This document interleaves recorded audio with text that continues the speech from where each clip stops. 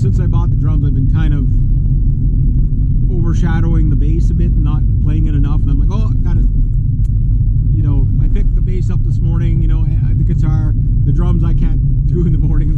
I'd be murdered.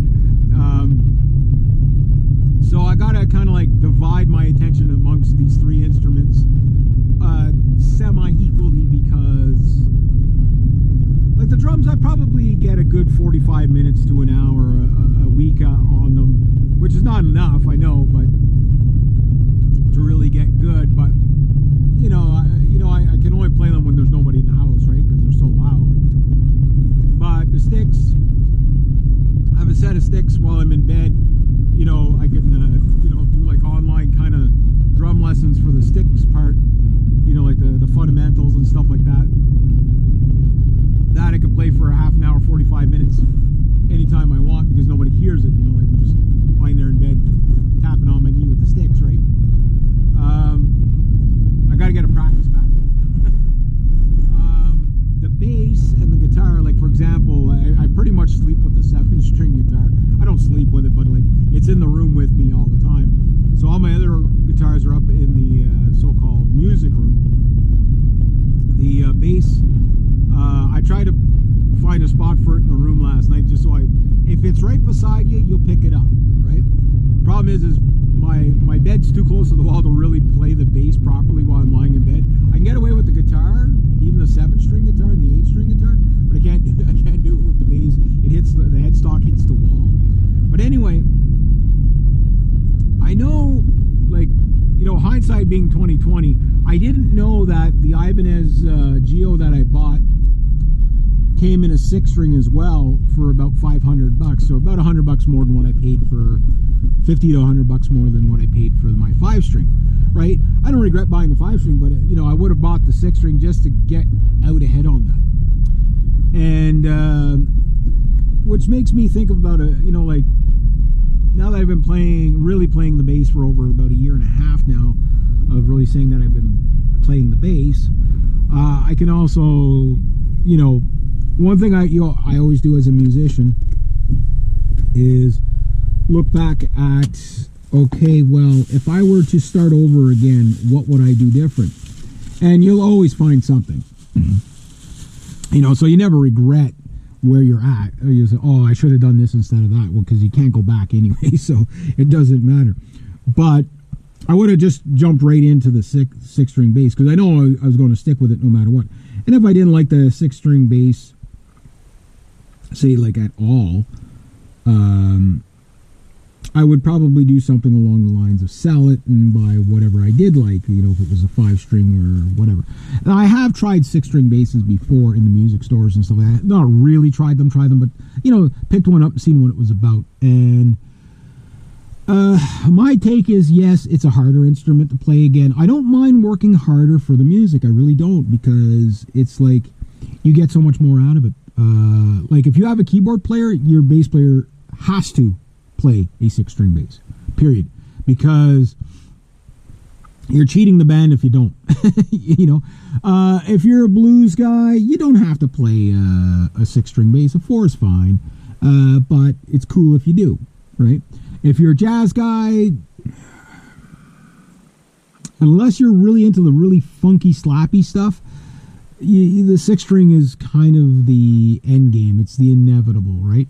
You're going to go there. If you're a bass soloist, obviously the 6-string is the way to go, right?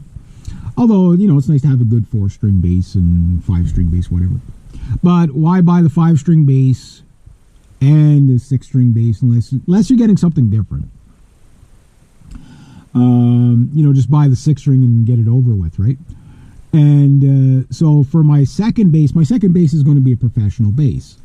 We won't talk about my real true first bass, because it was a bass I found in the garbage. It looked like a Fender Precision or something like that, and there was cement on the headstock. I chipped the cement on the headstock off the headstock.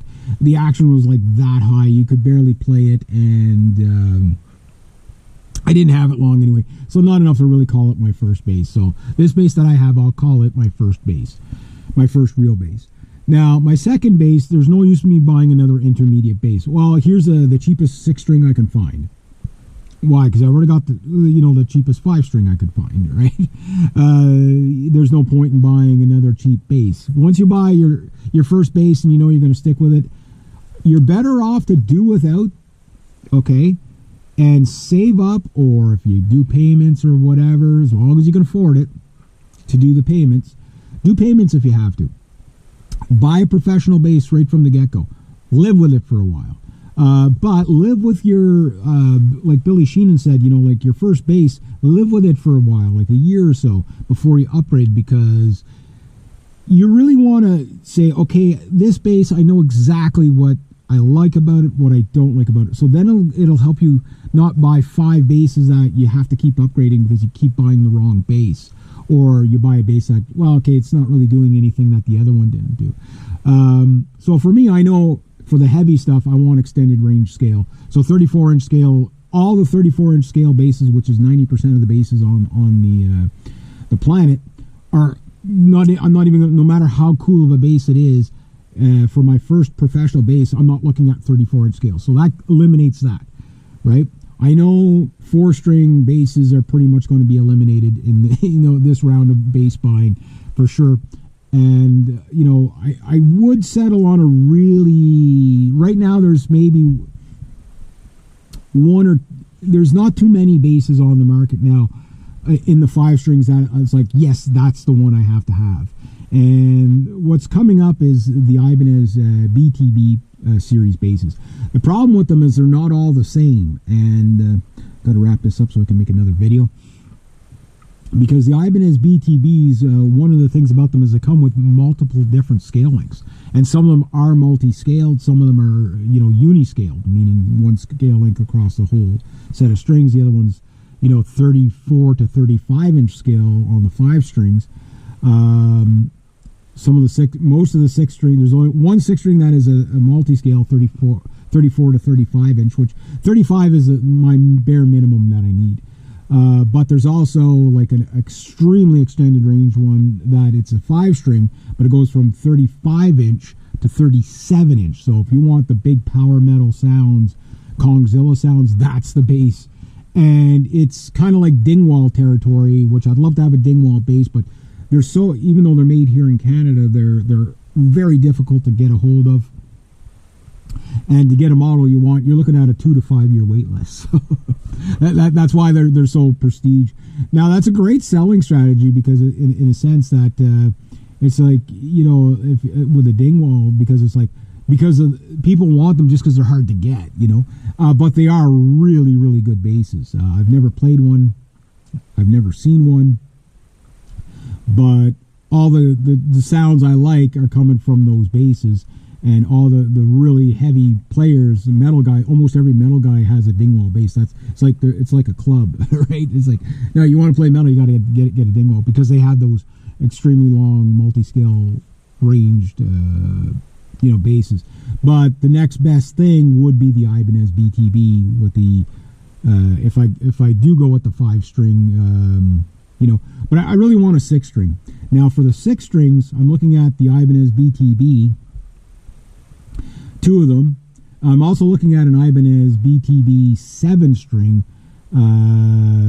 although it's not the color I like, but it's just the idea that it's a 7-string, which has that might be a little bit overkill, but the price on it was like, I think it was just like kind of like a discontinued model, so who knows, right? But then getting strings for it, how the hell do you get strings for it, right? And then the 5-string that really resonates with me, or sorry, 6-string that really resonates me, okay, this is really pretty, this is whatever, probably the most versatile bass on the market is a Sire M7 Marcus Miller, the blue one. And I'm like, everything, the Tonewood's on it, it's an expensive bass, it's $2,000, but it's just like, but it's exactly what I want, you know what I mean? But good luck getting one in stock somewhere. That's the problem with all the basses that I really like, they're never in stock. So right now the only one that's in stock that I want out of the Ibanez's I mean, I don't have to necessarily buy from the same music store, right? So I'll do like with my 8-string, just call every music store in the country, which is a lot of music stores, until I find what I want. And the thing is not every music store has a 1-800 number, and that kind of sucks, because it'd be so much easier, and in-store financing, because that'd be